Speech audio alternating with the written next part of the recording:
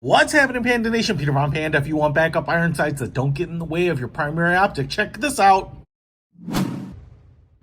Hey, you know the name Strike Industries. They make a bunch of stuff. I have never owned a set of these. These are Sidewinder backup iron sights, and I just wanted to check them out because I love having backups, but I also have a problem co-witnessing mine to my primary optic, depending on what you are using for that. So I picked this up because I really like the offset. You know, also on top of that, you know, if you're in adverse conditions and your optic gets smashed, broken, you have broken glass or something like that, or if you're in mist or fog, you know, or I guess if the optic is getting fogged up, something like that, that sucks too. It can make co-witnessed iron sights a problem. You do have an Allen key right here, and then some paperwork about how to install them.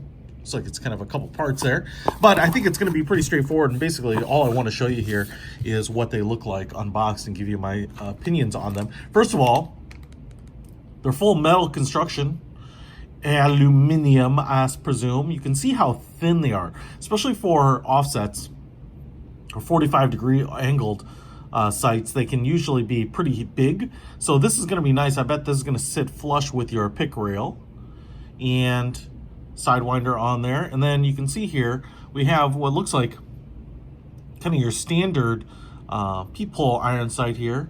It's only one hole, so there's only one peephole, but then you can adjust it here for windage. What I will say is that it's really nice knurling right there, and then I'm assuming right behind there there's a little detent because it snaps into place, so you don't have to worry about it walking out on you or something like that accidentally. But then you can obviously adjust it for windage. And then I'm assuming, okay, if it's sitting up here, I think maybe it'll fold back this way, boom, and then looks like there are little detents in there. So it's kind of held down there, and then if I push it up, it's not spring loaded or anything, so it doesn't want to naturally come up, so you will have to flip them forward, and then I think it hits that detent up here and stays in place. So that's pretty nice. And then you'd be looking at it through this, boom. And then here is where you'll use that Allen key. You'll unscrew this portion, and this is basically a cap that'll kind of clamp it down onto the Picatinny rail. So if I put that in there, there we go. See how that comes out, and now I can adjust that and get a nice good seat on there. You can see the edges are angled there, so it'll fit right in, and then you can tighten that sucker down. So they're not going to be field adjustable.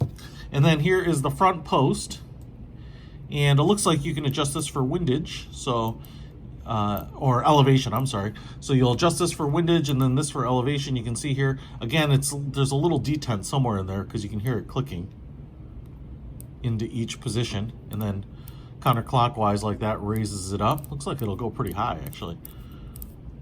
And you may have to make those adjustments. So that's pretty nice. The construction down here seems about the same. Folds down. I like how thin it is. Again, this is going to hang off to the side here, but you can see it still clears the rail, and then boom, flips up and it's held into place. Again, the same mechanism for clamping it down on that side.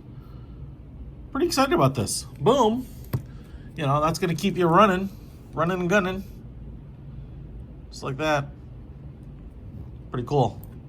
Definitely, I'm planning on using these. I really like the solid metal construction. Should take a licking and keep on ticking. If you want to pick these up, I'll put a link to them in the description. They're not super expensive, and for offsets, I would say that these are just about the best set I've ever had, personally. Link in the description below. Peter Von Panda, out.